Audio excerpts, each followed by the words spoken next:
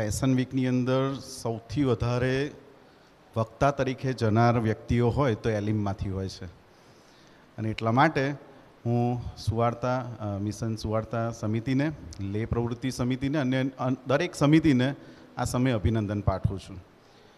સારું, આ સમય થોડો ઓવર થઈ ગયો છે. આપણે ઠરાવેલો સમય જે હતો એના કરતાં થોડો વધારે સમય લીધો છે, પણ યાદ રાખીએ ઓવર ટાઈમનો વેગ્સ એટલે કે ઓવર ટાઈમનું મહેનતાણું થોડું વધારે હોય છે, દોડું હોય છે. સારું, આપણે બહુ ઝડપથી 7મી વાણીમાં જોવા માગીએ છીએ. એ પહેલાં આપણે એક ટૂંકી પ્રાર્થના કરીએ.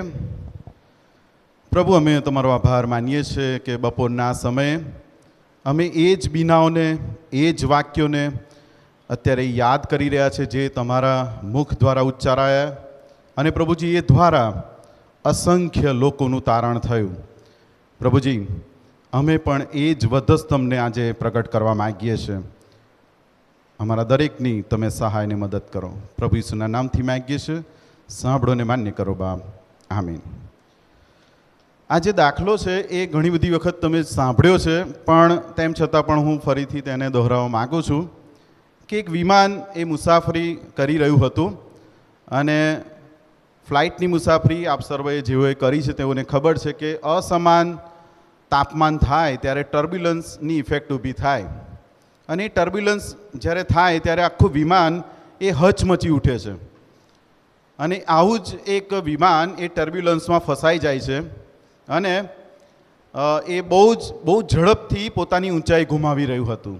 અને જ્યારે વિમાન હવામાં એ સ્થિર ન રહી શકે, પોતાની ઊંચાઈ ગુમાવે, ત્યારે જે સામાન મૂકેલો હોય એ પડવા લાગે, ઓક્સિજનના માસ્ક એ લટકવા લાગે, અલગ અલગ પ્રકારની લાઇટ્સ એ ઝબકવા લાગે, અને એર હોસ્ટેસ દ્વારા બહુ જ ઝડપથી સીટ બેલ્ટ બાંધવાની અને અન્ય સૂચનાઓ એ થવામાં લાગે.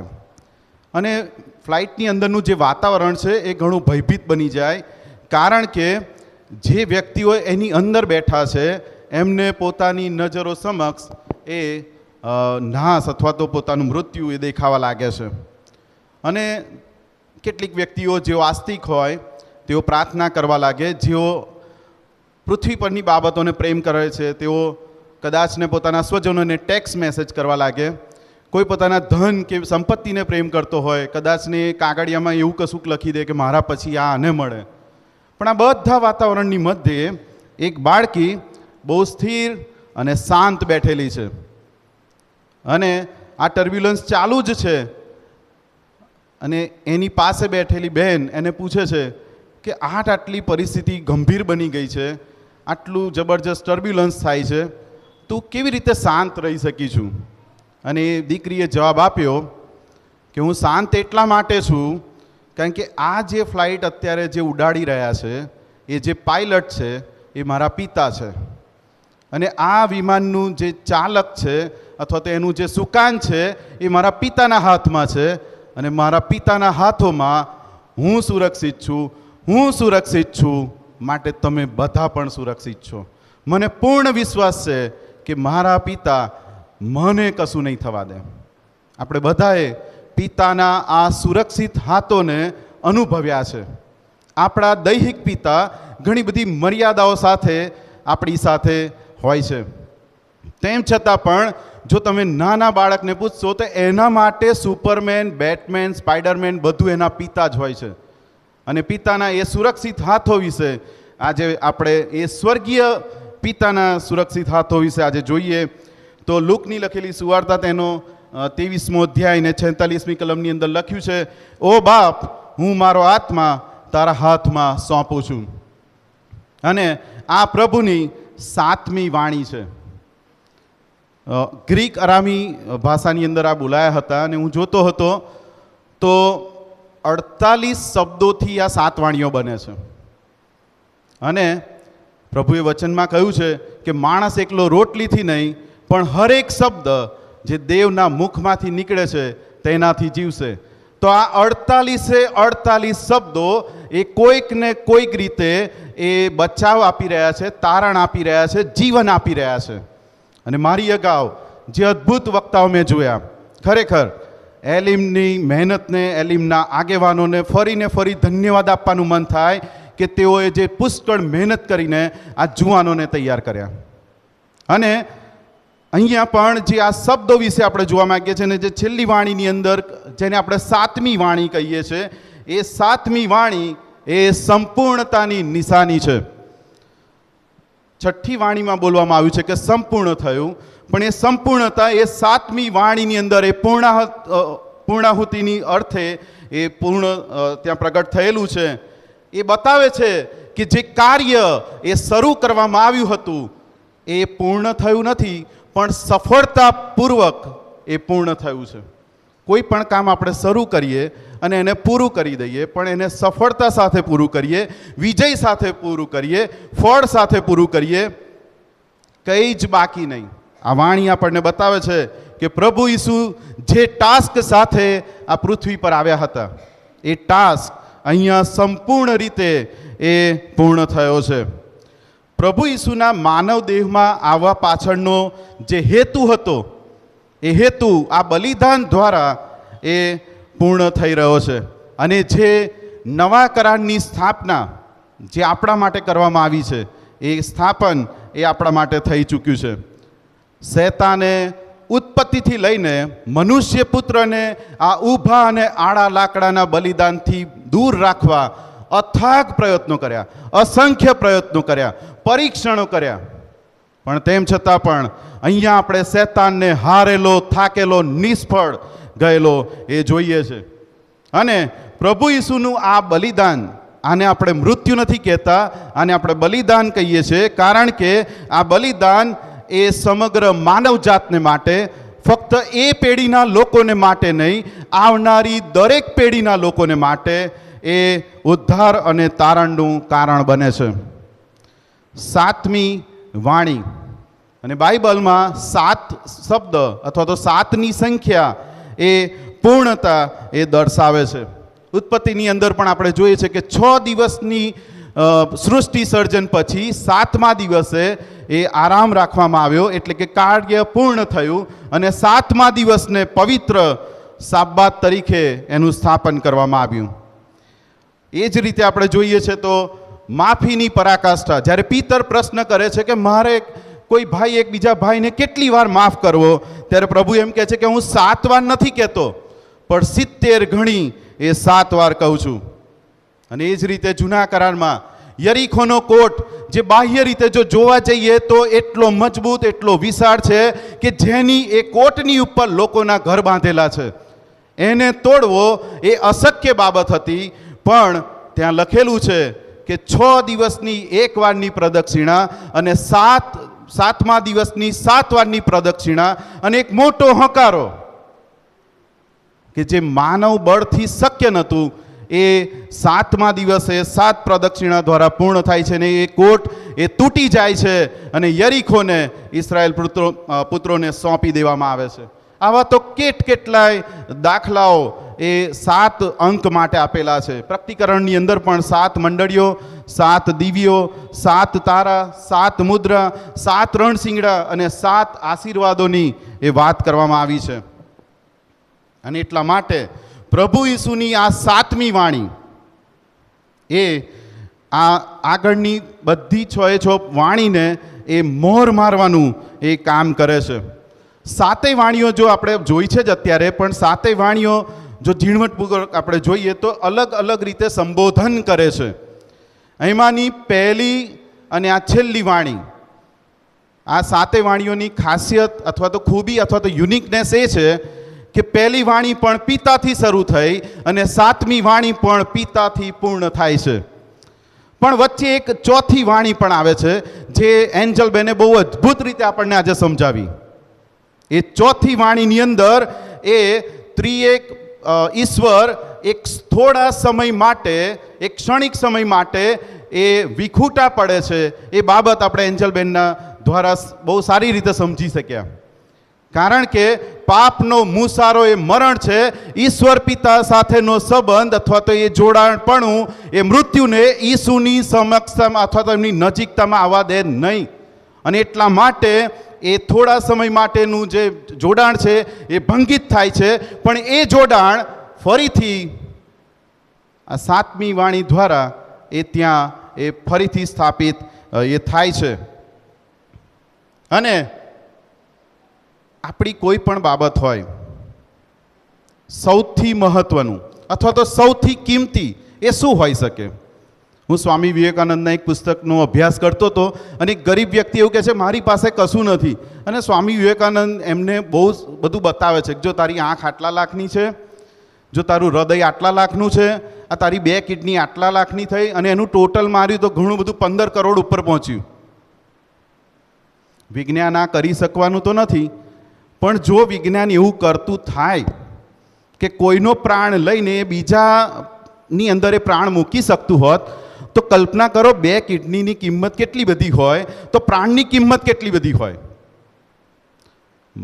આપણા જીવનની અંદર સૌથી જે કિંમતી બાબત છે, જે આપણા માટે બહુ મહત્વની છે, એ છે આત્મા. અને અહીંયા પ્રભુ એ પૂરા સામર્થ્યથી, પૂરા અધિકારથી એ પોતાનો આત્મા એ પિતાના હાથમાં સોંપે છે.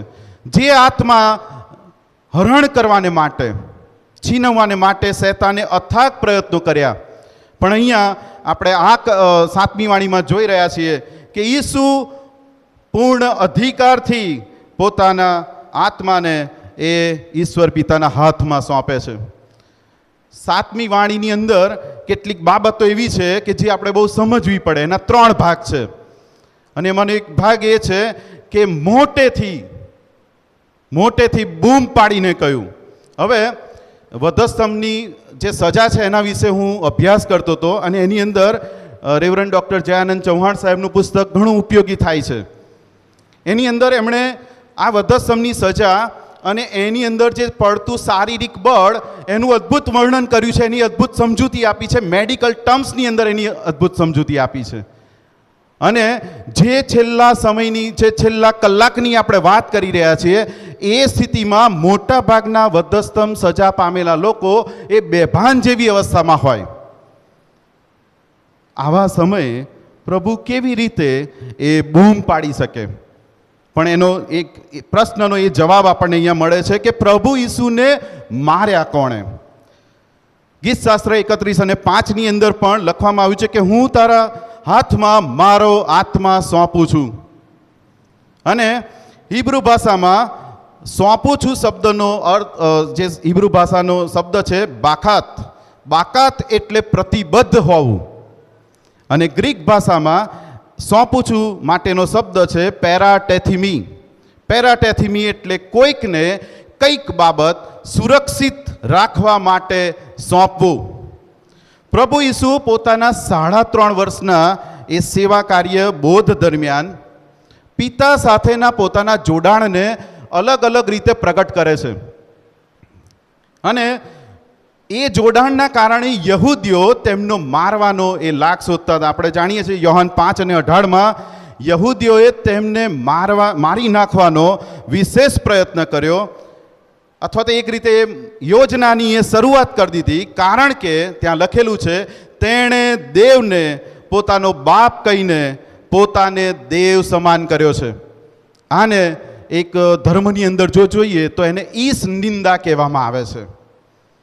પોતાને દેવ સમાન જાહેર કરવો એ ઈશ નિંદા ગણવામાં આવે છે.